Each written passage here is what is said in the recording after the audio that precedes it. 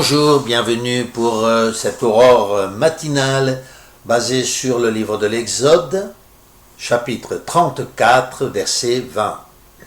Le premier-né de l'ânesse, tu les rachèteras moyennant une brebis, et si tu ne les rachètes pas, tu en paieras la valeur. Tu rachèteras tout premier-né de tes fils, tu ne te présenteras pas devant moi les mains vides. Tu travailleras 6 jours, mais le 7e est le repos.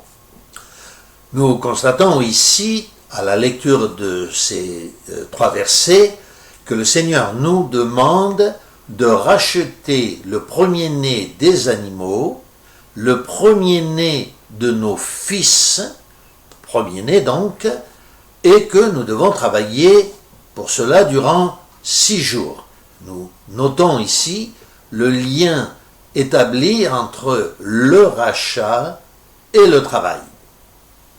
Oui, on comprend bien que le Seigneur nous demande de racheter, d'offrir en fait nos premiers-nés, que ce soit des animaux ou nos premiers-nés, nos enfants.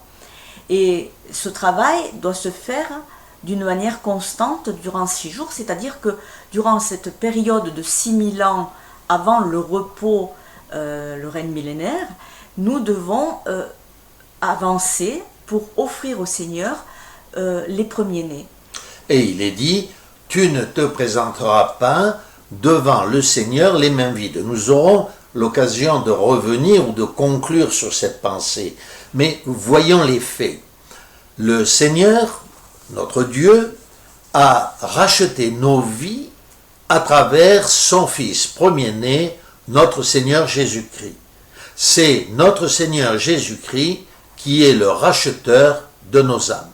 Les premiers-nés, ce sont les premiers-nés du Seigneur, c'est-à-dire ceux qui sont sauvés. Il y a d'un côté les premiers-nés du Seigneur, les sauvés. De l'autre côté, l'Écriture nous parle aussi des premiers-nés du diable, c'est-à-dire ceux qui appartiennent au diable et qui sont perdus. Les premiers-nés, c'est donc ceux qui appartiennent à notre Seigneur. Et aussi, il est intéressant de voir qu'il parle aussi des premiers-nés des animaux, tout comme l'apôtre Paul dit par exemple, autre est la chair des poissons, autre est la chair des animaux. Et effectivement, le Seigneur rachète, nous demande que tous soient rachetés, tous les premiers-nés, qu'ils soient des animaux, des ânesses, il cite, des brebis ou des enfants. Autrement dit, en clair, chacun d'entre nous, nous devons faire le maximum pour racheter, c'est-à-dire participer au salut des membres de notre propre famille, nos enfants selon la chair, mais aussi nos enfants au sens spirituel, c'est-à-dire les premiers-nés de notre famille, les premiers-nés parmi les chrétiens, les premiers-nés de ceux qui ne sont pas chrétiens, considérés à l'exemple des animaux qui sont sauvés et qui veulent venir au Seigneur. Et le Seigneur est très clair, tu ne te présenteras pas devant moi les mains vides.